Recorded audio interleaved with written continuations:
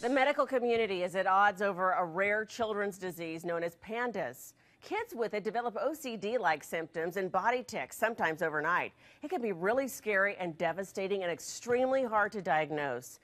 Neil Swidey of Boston Globe's magazine has a personal story about PANDAS, and I talked with him yesterday about it. Listen. Neil, thanks for talking to us about this. You've had an up-close and personal experience with this disease, PANDAS, right?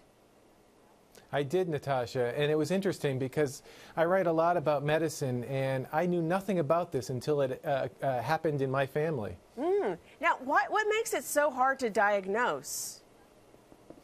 Well, there's two things. I think one is there's a lot of ignorance in the medical community about this disorder because, as you say, it's fairly rare. But when it does happen, it changes children overnight and really upends families.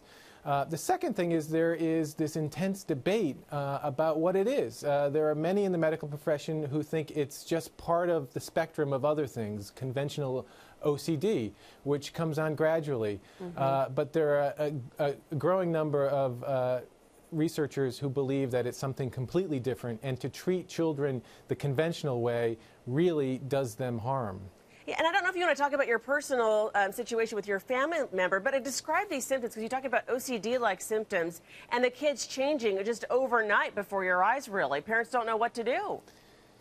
Sure. This was a case with my nephew, and well-adjusted, happy, well-eating, sports nut young boy, 8 years old, and literally overnight and then in the subsequent days changed, developed compulsive behavior, had skills regression, was fearful and had rage, and then stopped eating. And that introduced all kinds of issues about suspicion of eating disorders and other things. And it was only when his parents were sort of told that, oh, yes, you should be treated for anorexia, that they said, wait, this boy is just turning 9. This doesn't make sense. And indeed, it didn't make sense. And it highlighted just what was wrong with the medical profession in not understanding that this is a different class of patient. Yeah, and what can be so frustrating, I think, is if something is so rare, parents are trying to figure out where to go, who to talk to. It can be so confusing. What should parents do if they find their child is exhibiting these kinds of symptoms?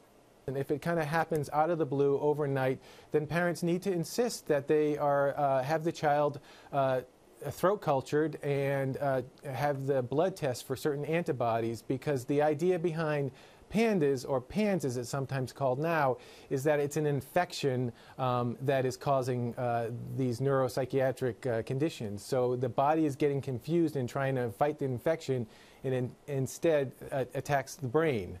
So key thing there is if you do see these overnight behavior, to insist that you are at least tested for possible infection. A simple blood test can just really answer so many questions. You can read more in the Boston Globe magazine today. Neil Swidey, thank you so much.